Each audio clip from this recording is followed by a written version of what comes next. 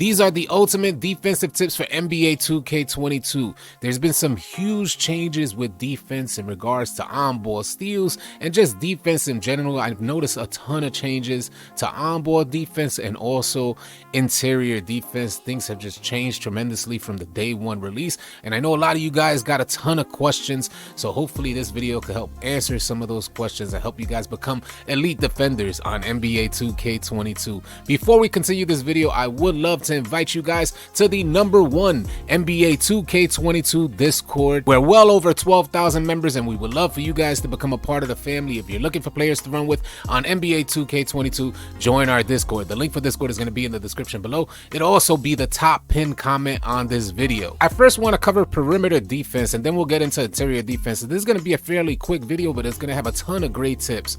First, onboard defense. One of your key attributes is going to be your perimeter defensive attribute, as this attribute is directly tied into your lateral quickness. So all defenders should have a high perimeter defensive attribute if you want to move quicker while holding L2 or your left trigger. Now that we've learned that onboard steals have been absolutely nerfed to the ground, I gotta say I was in a game yesterday and got 8 steals with a defender that only has is a fairly new defender, is my rebirth build. He only has an 88 perimeter defense and an 85 steal with barely any defensive badges. So if I could get steals, you could get steals. I know a lot of us enjoyed these onboard steals in the beginning of the year, but that's no longer the case. We're back to getting bump steals. So to get bump steals, you're gonna have to get into position first. Make sure you're cutting off that left-right cheese early, and hopefully that ball handler will just bump right into you and the ball will just pop loose. And that's how I got a ton of steals in yesterday's games. Some very basic understanding for onboard defense is you're gonna use L2 only when you're absolutely in position and you only want to make a minor adjustment. As soon as you go past that minor adjustment,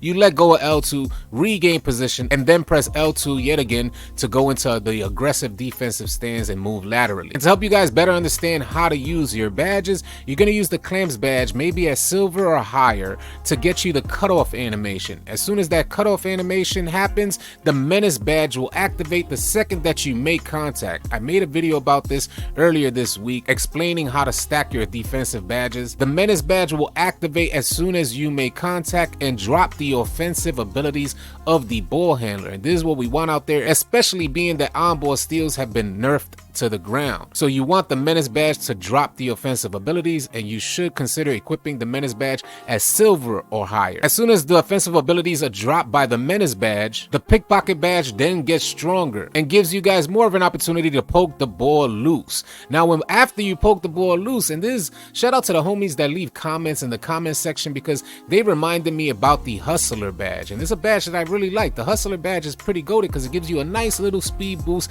and you can actually see your stamina bar jump up when you go into the hustler animation. So after you poke the ball loose, the hustler badge will help you get a nice little speed boost to get that rock, as opposed to the offense regaining control of the loose ball. These 4 badges working in tandem will help you guys become elite perimeter defenders. Some key notes for perimeter defense is watch your reaching. Even off ball, watch your reaching, because 2K likes to throw you into these lunge intercept animations that put you way out of position. So watch your reaching. Sometimes you just gotta contain, or oftentimes you just got to contain the ball handler who's going left, right constantly. You just want to make sure you contain that ball handler, force him into a pass, force him into a different look, because a lot of these left-right cheesers just want to shoot the rock. They're looking for an open opportunity to shoot the rock, and they may not have as high passing IQ as they do shooting IQ. Contain that ball handler and wait for the right opportunity to reach for the rock. If you don't, you will be heavily penalized in NBA 2K22. So now let's get into interior defense, because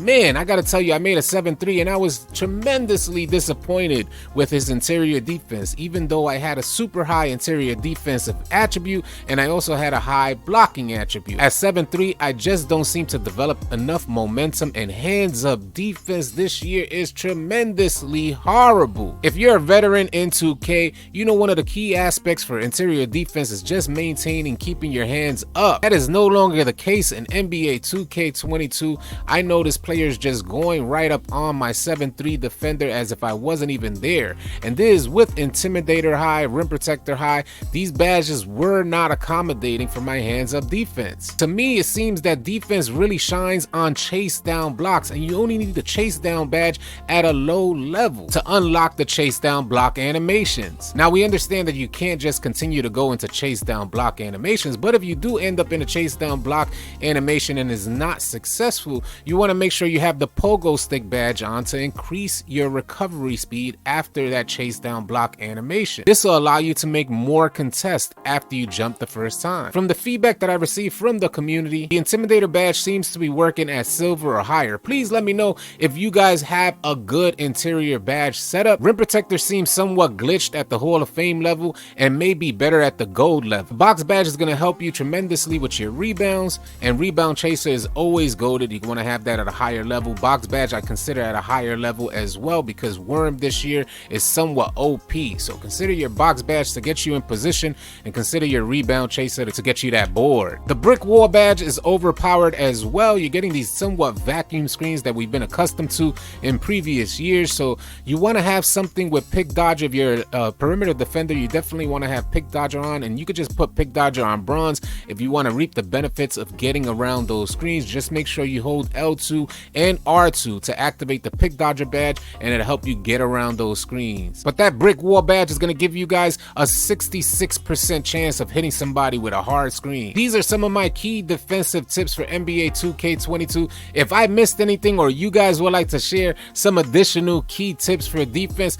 please share them in the comment section below. I would love to hear from you. I'm sure you can help somebody out in the comments. I hope you guys found this video helpful and or informative, and if you did, please consider dropping a like on the video. If you're new to the channel, please consider subscribing, as we intend to have a ton of 2K22 content coming your way. I'll catch you guys on the next video. Easy, y'all.